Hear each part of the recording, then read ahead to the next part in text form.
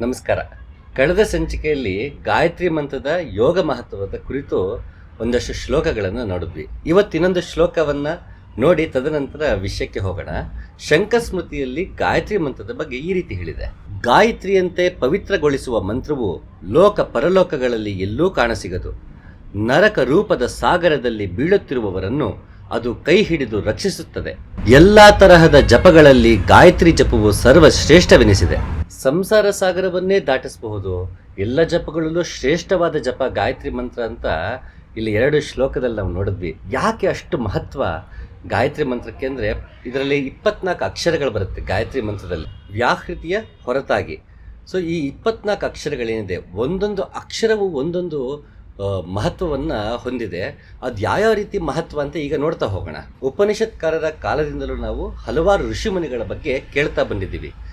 ಅದರಲ್ಲಿ ಬರುವಂತಹ 24 ಪ್ರಮುಖ ಋಷಿಗಳು, ಒಂದೊಂದು ಅಕ್ಷರದಲ್ಲೂ ಒಬ್ಬೊಬ್ಬ ಋಷಿಯ ಸ್ಥಾನವಿದೆ ಅಂತ ಒಂದು ಶ್ಲೋಕ ಹೇಳುತ್ತೆ. ನಾನು ಯಾವ ಶ್ಲೋಕವನ್ನು ಈಗ ಹೇಳೋದಕ್ಕೆ ಹೋಗಲ್ಲ, ಅದರಲ್ಲಿ ಯಾವ್ಯಾವುದು ಲಿಸ್ಟ್ ಕೊಟ್ಟಿದ್ದಾರೆ ಅನ್ನೋದಷ್ಟೇ ನೋಡ್ತಾ ಹೋಗೋಣ.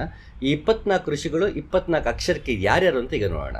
ವಾಮದೇವ, ಅತ್ರಿ, ವಸಿಷ್ಠ, ಶುಕ್ರ, ಕಣ್ವ, ಪರಾಶರ, ವಿಶ್ವಾಮಿತ್ರ, ಕಪಿಲ, ಶೌನಕ, ಯಾಜ್ಞವಲ್ಕ್ಯ, ಭರದ್ವಾಜ, ಜಮದಗ್ನಿ, ಗೌತಮ, ಮುದ್ಗಲ, ವೇದವ್ಯಾಸ, ಲೋಮಶ, ಅಗಸ್ತ್ಯ, ಕೌಶಿಕ, ವತ್ಸ, ಪುಲಸ್ತ್ಯ, ಮಾಂಡುಕ, ದುರ್ವಾಸ, ನಾರದ, ಕಶ್ಯಪ.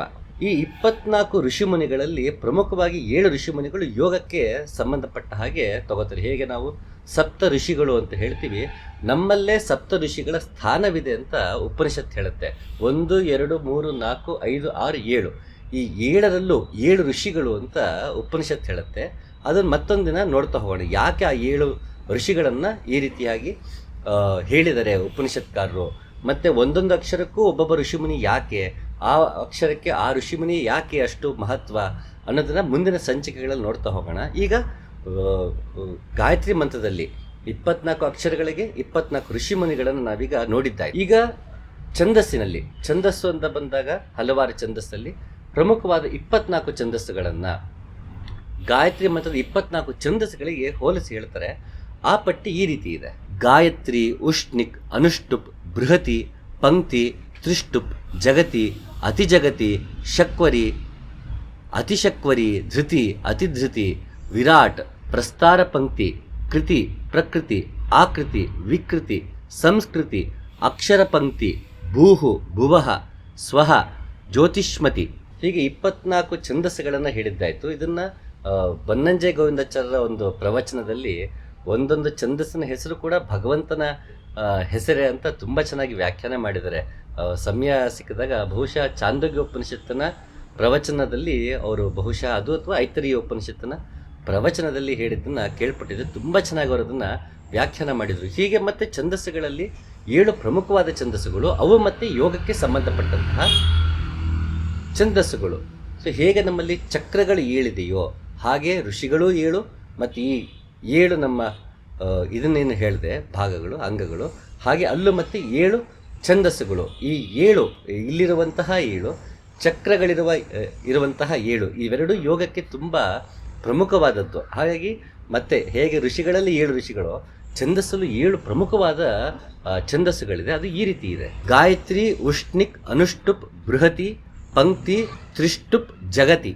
ಇದನ್ನು ಕೂಡ ಬರೀ ಹೆಸರಾಗಿ ನೋಡಿದ್ರೆ ನಮಗೆ ಯಾಕೆ 7 ಪ್ರಮುಖವಾದದ್ದು, ಇದಕ್ಕೂ ಯೋಗಕ್ಕೂ ಏನು ಸಂಬಂಧ ಅಂತ ನಮಗೆ ಗೊತ್ತಾಗೋದಿಲ್ಲ.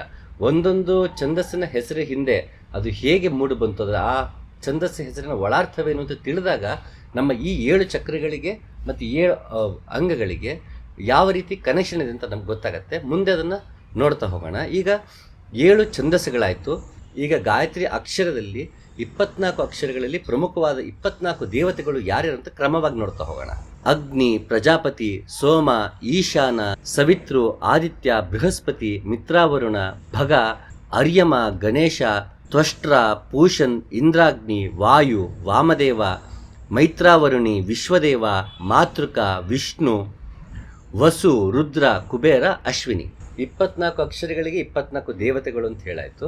ಈಗ 24 ಅಕ್ಷರಗಳಿಗೆ 24 ರೀತಿಯ ಶಕ್ತಿಗಳೇನಿದೆ, ಶಕ್ತಿ ರೂಪವೇನಿದೆ, ಅದರ ಪಟ್ಟಿ ನಮಗೆ ಕೊಡ್ತಾರೆ. ಅದು ಈ ರೀತಿ ಇದೆ: ವಾಮದೇವಿ, ಪ್ರಿಯಾ, ಸತ್ಯ, ವಿಶ್ವ, ಭದ್ರ ವಿಲಾಸಿನಿ, ಪ್ರಭಾವತಿ, ಜಯ, ಶಾಂತ, ಕಾಂತ, ದುರ್ಗಾ, ಸರಸ್ವತಿ, ವಿದ್ರುಮ, ವಿಶಾಲೇಶ, ವ್ಯಾಪಿನಿ, ವಿಮಲ, ತಮೋಪಹಾರಿಣಿ, ಸೂಕ್ಷ್ಮ, ವಿಶ್ವಯೋನಿ, ಜಯ, ವಶ, ಪದ್ಮಾಲಯ, ಪರಾಶೋಭ, ಭದ್ರ, ತ್ರಿಪದ.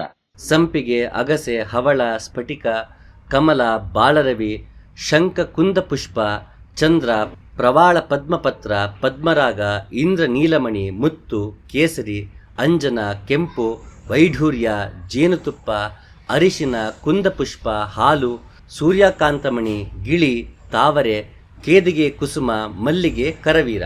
ಹೇಗೆ ಇಂಗ್ಲೀಷಲ್ಲಿ ಪಿಂಕ್ ಅಂತ ಬೇಬಿ ಪಿಂಕ್ ಅಂತಾರೆ, ಗ್ರೀನ್ ಮತ್ತೆ ಬಾಟಲ್ ಗ್ರೀನು, ಹಲವಾರು ರೀತಿ ಹೇಳ್ತಾರಲ್ಲ, ಹಾಗೆ ಬಣ್ಣಗಳಲ್ಲೂ ಹಲವಾರು ಶೇಡ್ಸ್ ಏನಿದೆ ಅದನ್ನ ಪ್ರಕೃತಿಯಲ್ಲಿ ಸಿಕ್ಕಿದಂತಹ ಮಣಿಗಳಿಂದ, ಹೂಗಳಿಂದ, ಹಣ್ಣುಗಳಿಂದ ಅದನ್ನ ತಗೊಂಡು ಕಂಪೇರ್ ಮಾಡಿ ಈ ರೀತಿಯ ಬಣ್ಣಗಳು ಅಂತ ಹೇಳ್ತಾ ಇದ್ದಾರೆ. ಅಂದ್ರೆ ಒಂದೊಂದು ಅಕ್ಷರದಿಂದಲೂ ನಮ್ಮ ದೇಹದಲ್ಲಿ ಅಷ್ಟು ಬಣ್ಣಗಳು ನಮಗೆ ಕಾಣಿಸೋದಕ್ಕೆ, ಗೋಚರವಾಗೋದಕ್ಕೆ ನಮ್ಮಲ್ಲೇ ಶುರುವಾಗುತ್ತೆ. ಹಾಗಾಗಿ ಅಂತ ಬಣ್ಣಗಳನ್ನ ಇಲ್ಲಿ ಹೇಳ್ತಾ ಇದ್ದಾರೆ. ಇನ್ನು ಗಾಯತ್ರಿಯಲ್ಲಿರುವ ತತ್ವಗಳು: ಪೃಥ್ವಿ, ಜಲ, ತೇಜಸ್ಸು, ವಾಯು, ಆಕಾಶ, ಗಂಧ, ರಸ, ರೂಪ, ಶಬ್ದ, ಸ್ಪರ್ಶ, ಜನನೇಂದ್ರಿಯ, ಗುದ, ಪಾದ, ಹಸ್ತ, ವಾಕ್, ಘ್ರಾಣ, ನಾಲಿಗೆ, ಕಣ್ಣು, ಪ್ರಾಣ, ಅಪಾನ, ವ್ಯಾನ, ಸಮಾನ.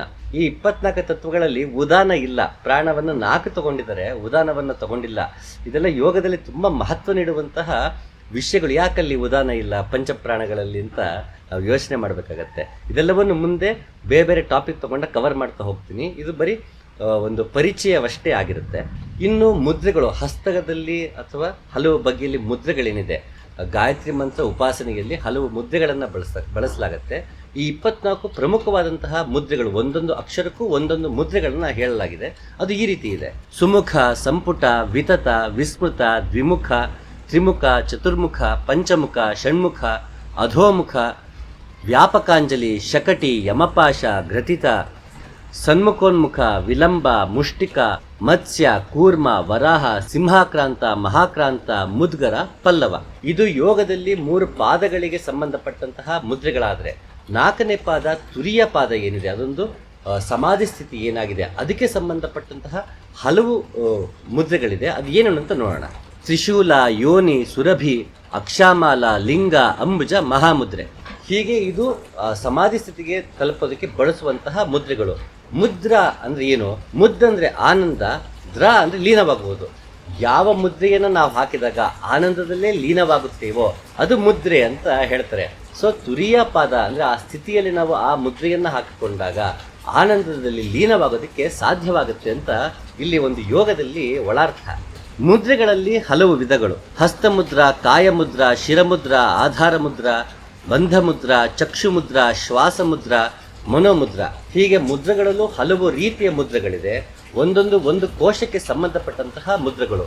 ಇದೆಲ್ಲವೂ ಗಾಯತ್ರಿ ಮಂತ್ರಕ್ಕೆ ಯಾವ ರೀತಿ ಒಂದು ಕನೆಕ್ಟ್ ಆಗಿದೆ, ಅದನ್ನು ಯೋಗದಲ್ಲಿ ಯಾವ ರೀತಿ ಉಪಾಸನೆ ಮಾಡುತ್ತಾ ಈ ರೀತಿ ಮುದ್ರೆಗಳನ್ನ ಬಳಸೋದು, ಯಾವ ದೇವತೆಯ ಪ್ರೇರಣೆಯಿಂದ ನಾವು ದೇವತಾ ಶಕ್ತಿಯಿಂದ, ತತ್ವಗಳಿಂದ, ದೇವತೆಗಳಿಂದ ಯಾವ ರೀತಿ ನಾವು ಕಾಣ್ಕೊಳ್ಳೋಕ್ಕೆ ಸಹಾಯ ಆಗುತ್ತೆ ಅಂತ ಮುಂದಿನ ಸಂಚಿಕೆಗಳಲ್ಲಿ ನೋಡೋಣ.